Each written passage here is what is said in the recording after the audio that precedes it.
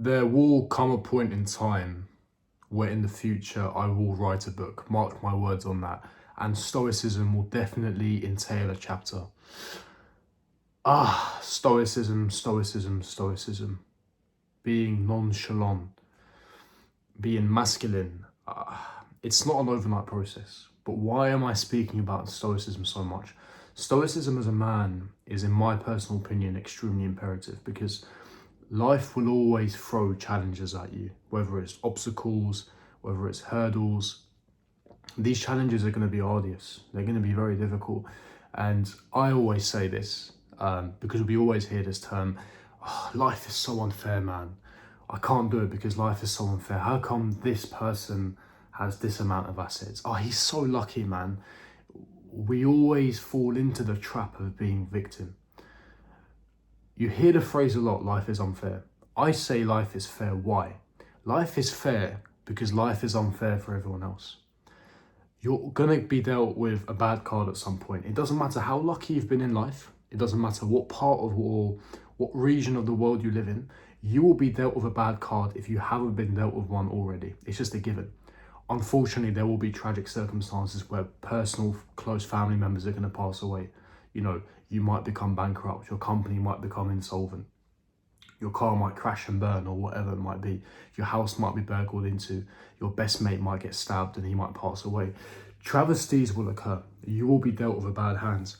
And that's why I speak about Stoicism and why it's extremely paramount. Now, I'm not going to come on here and say that I'm the most stoic man on the planet.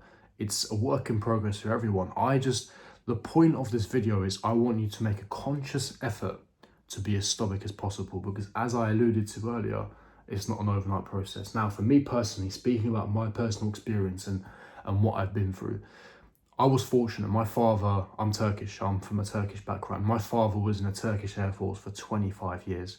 And so growing up, everything was about masculinity, everything was about discipline, everything was about stoicism. He's part of the reason that I am the man that I am today in terms of beliefs, paradigms and mindset. And so he taught me a lot. I'm extremely grateful. Now, unfortunately, he is in a care home. He will pass away very soon. So going through that experience as an example, going through that mental challenge, the mental obstacle, has taught me a lot about how I'm currently dealing with it from an emotional standpoint. What is Stoicism? Stoicism is emotional control to an extent where you're calm and composed in a high pressure situation, which is what you guys should aim to become. There's many guys that panic under stress and pressure. Oh, I can't do this, and they become agitated. They're on the verge of panic attacks. And that is what we're trying to steer away from. I remember in the UK, we call it GCSEs, which is when you're age of 16, you take exams to get into, we call it sixth form and college, but for you guys, it's sort of like the senior high school right before university. And my mum was diagnosed with stage 3 breast cancer.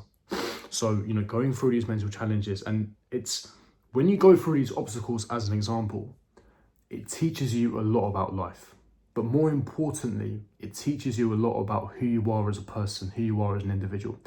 I've been sacked from jobs before, and in the moment when you're dismissed, before you've ever been dismissed, you always try to conceptualize and think, okay, this is how I would react in this scenario. This is how I would react in this situation. But 9 times out of 10, what you think in your head in terms of a theory, it doesn't come into fruition. You act completely different. And I was so cool, so calm, so composed after these so-called travesties or difficult events occurred. And it got me thinking, okay, I'm actually a lot more stoic than I initially anticipated. Perhaps it's the last 3-4 years. Perhaps it's part of my childhood where I was raised in a certain way. And because of perhaps some of my personal family circumstances and some of the things I've experienced in my life at a young age, perhaps it's made me more stoic. Now, what I'm not hoping for you guys is hopefully you don't have to go through tragic circumstances for you to become more stoic. Hopefully there's something else that clicks for you. For me personally, it was losing close family members. For me, it was waking up to the fact that one day my parents are not going to be here. It took me from losing my job to realize, okay, things need to get a lot more serious. There's no point in whining, complaining, condemning. I used to be the guy when I was younger. It's not fair. Victim mentality. We have a left-wing government in place, or taxes are too high, and it's not a good environment to set up a bit. I was one of those when I was younger. But what that does is, it's a self-fulfilling prophecy, because you keep feeling that certain way and you're in this downward spiral, you're in this rut that you can't seem to get out of. But it does you no favors, because no one is coming to save you, no one is coming to the rescue. You have to take responsibility. The onus is on you, and this is where Stoicism comes in beautifully. It's going, okay, I've just been dismissed from my job. What is the next best move on the chessboard? You could be in dire straits. You could be in an absolutely abysmal situation, but what is the next best move on the chessboard? Forget about 5 steps or 10 steps. What can you do tomorrow to put yourself on the right path, to put yourself in the right direction? Okay, the next step is X, Y, Z. Okay, I've lost my job. A lot of people, the right mindset is, okay, a lot of people have been dismissed before. Millions of people before me have been dismissed. The next best course of action is, okay, start applying. What is it that I want to do? Evaluate where I went wrong. Don't sit there whine and complain. You need to be solution orientated. This is what Brian Tracy, a man that I admire greatly, he speaks about in his book, but he speaks about a lot in podcasts. He speaks about being solution orientated, not focusing on the problem so much, because the problem is in the past. Solutions orientated, but being stoic is conducive, because being stoic will help you become solutions orientated. You think from a logical manner, a logical perspective. I've just been dismissed. What job, what or field or niche do I want to go into? Start applying. Refine your CV, refine the resume. What are the certain keywords that I can use in interviews? Solution orientated, solution based, cool, calm, collected, stoic. Look forward, look ahead. What can I do to improve my predicament? What can I do to improve my scenario? That is what you have to do. And at a young age, the quicker you can get into that habit of consciously being stoic, and I know it's not easy, as I alluded to, and as I said, it's not an overnight process. The more that you consciously do it, it becomes second nature over time. Your heart might be broken. Your girlfriend may have done you wrong. You might have thought, oh, how could this little sweetheart, this little princess rip my heart to shreds? It's possible. They're human, it's possible. Don't blame them. Tell yourself, okay, it's done.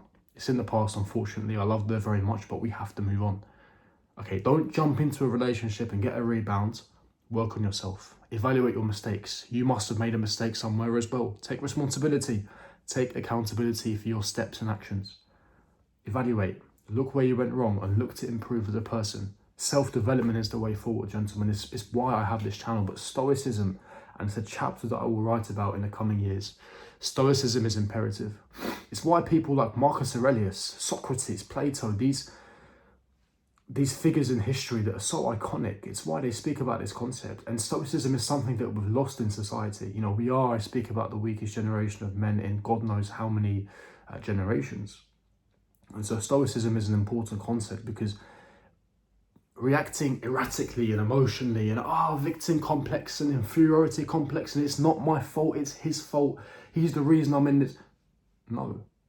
And I'm not even talking about from an attractive standpoint to the opposite sex. I'm talking purely just everyday life. Is that an attractive trait to have? Being emotionally erratic and calm, cool, collected, nonchalant, stoic.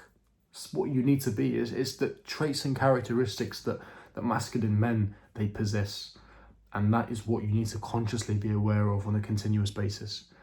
Hopefully you found value in the video. Make sure you smash the like button, subscribe, hit the bell notification, and I'll see all of you guys for my next video. Peace.